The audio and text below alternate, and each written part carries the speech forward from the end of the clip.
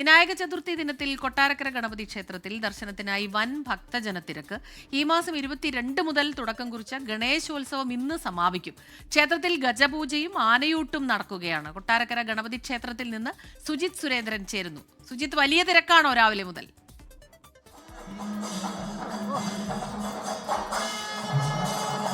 അതേ സ്മിത, ഇന്ന് രാവിലെ മുതൽ തന്നെ വലിയ തിരക്കാണ് കൊട്ടാരക്കര മഹാഗണപതി ക്ഷേത്രത്തിൽ അനുഭവപ്പെടുന്നത്. നാടിന്റെ നാനാഭാഗങ്ങളിൽ നിന്നുള്ള ഭക്തരാണ് ക്ഷേത്രത്തിലേക്ക് ഇന്ന് വിനായക ചതുർത്ഥി ദിനത്തിൽ വിഘ്നേശ്വരനെ ദർശിക്കാൻ വേണ്ടി എത്തുന്നത്.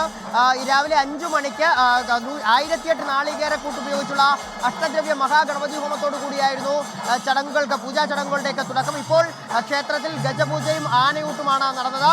പൂജകൾ സമാപിച്ചിരിക്കുന്നു. ഇപ്പോൾ ഭക്തർക്ക് ആനയൂട്ടുന്നതിനുള്ള ഒരു സൗകര്യക്രമമാണ് ഇപ്പോൾ ഉള്ളത്. ക്ഷേത്രം തന്ത്രിയായിട്ടുള്ള ബ്രഹ്മശ്രീ തരണനല്ലൂർ ഗോവിന്ദൻ നമ്പൂതിരിയുടെ കാർമ്മികത്വത്തിലായിരുന്നു ചടങ്ങുകളൊക്കെ നടന്നത്.